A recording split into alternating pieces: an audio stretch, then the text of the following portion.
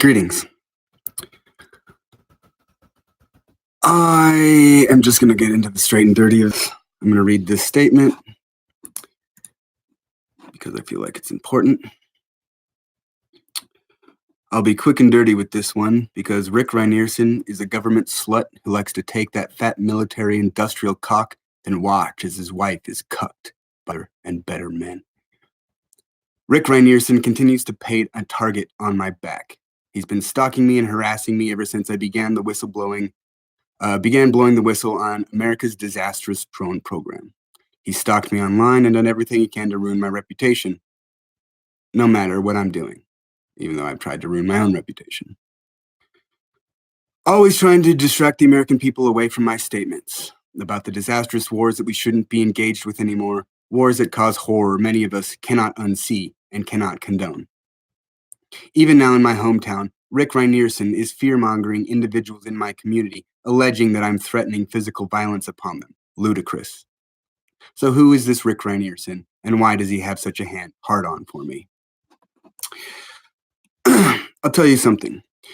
Back in 2016, I have a link to the blog that I just posted, but in 2016, I was approached by a few men who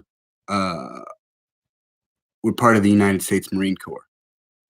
And they said, out of respect for my grandfather, who they wrestled for, they weren't going to do anything to me, but I should shut up because if I'm lying. And I told them that I wasn't. And so what did they do? They killed one of the Marines that stood up for me. His name's J.C. Whitacombe. And they burnt him down in his own house.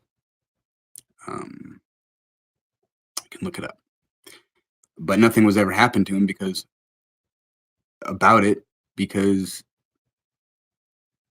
all the guys that did it were all part of this good old boys club. And apparently, because of that, my mom felt threatened. My family felt unsafe. Come to find out, Rick Rynearson also was in league with the people that took my son from me.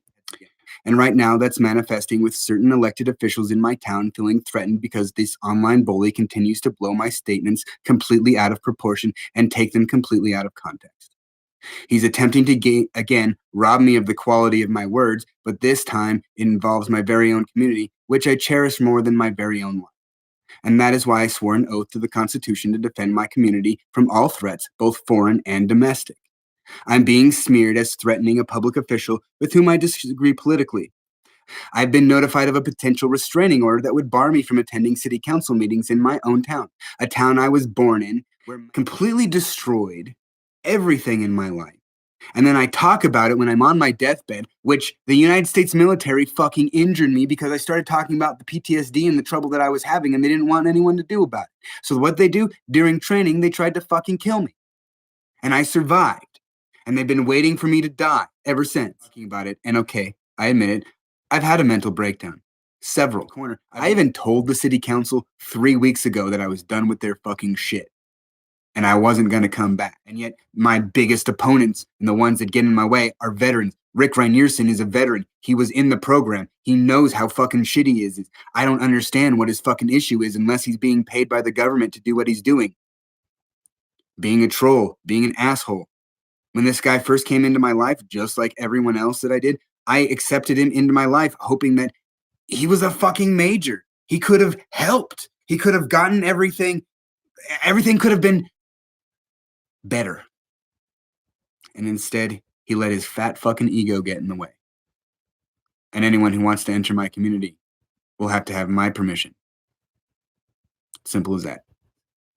I hate the fact that someone like Rick Rynearson, whose wife is a lawyer, the stupid cunt, he can sit there and do whatever he wants and not face any repercussions. And when directly confronted, he'll hide behind the fact that he can sue people. He's even got a GoFundMe for his freedom of speech stuff because he's saying stupid shit that he shouldn't, stuff that's not true, and people are dogging on him for it. So he has to raise funds. Since I can't afford to pay my fucking child support because I have no job, they took my passport away. Furthermore, I sincerely hope that the members of my community take note that this Rick Rynearson character who started a GoFundMe to pay his legal fees that accrue from all the slander suits he dodges at a constant basis due to his highly inflammatory nature, defaming the character of people who tell the truth about war. And he's also picking some fight with some Japanese politician over in Seattle. And this is the pot calling the kettle black. And for some reason, Rick Rynearson can't seem to find anything better to do with his days but demonize me as the reason for all the problems in his world. It's really a sad state of affairs. And the above statements represent those made by me, Brandon W. Bryant. I hate human beings. My own country has showed me that it's full of nothing but filled with nothing but fucking trash. Trash humans.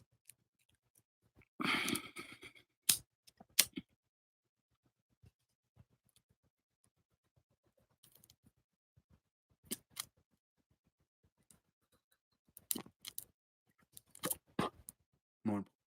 So let's face it, most people are too fucking stupid to govern their own finances. And one reason why I'm a big fan of universal income is simply because of that.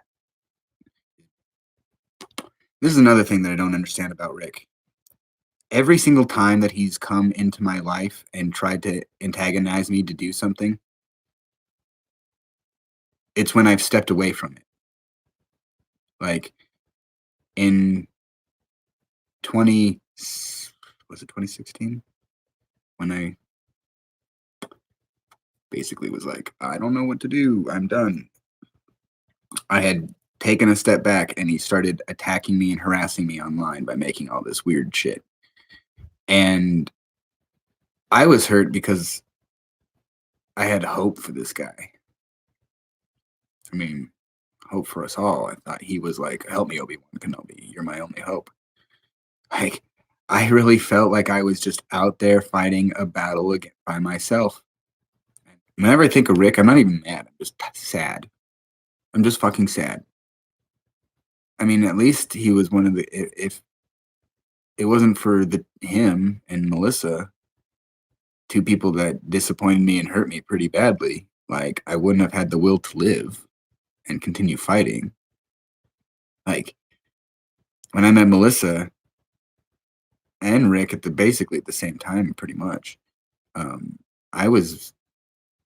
I'd given up everything. Like even when Rick started doing the thing that got us arguing was he posted this thing about being a Gnostic who doesn't believe in free will. And I said, well, I believe in free will. I believe in. And then it became hostile. There's no one that loves me. There's no one that will probably ever love me. And I'm okay with that. I was hoping that I would find someone that's if Rick wanted to ever know what my highest ideals for him were, I wanted him to be like Jean-Luc Picard, who is the only real person that I would have ever considered to serve under, and it been an honor. I wanted that. I wanted him to be that person who I can say that I served under someone who I admired, even if it wasn't directly. Like I would have worked with him, and like those people will not live in my town. They're an embarrassment. I want them driven out of my town. I was born here. I was raised here. I look at my life and fucking hate it. I'm right. I have the answers. I have a lot of the answers that I've hard fought and sought for.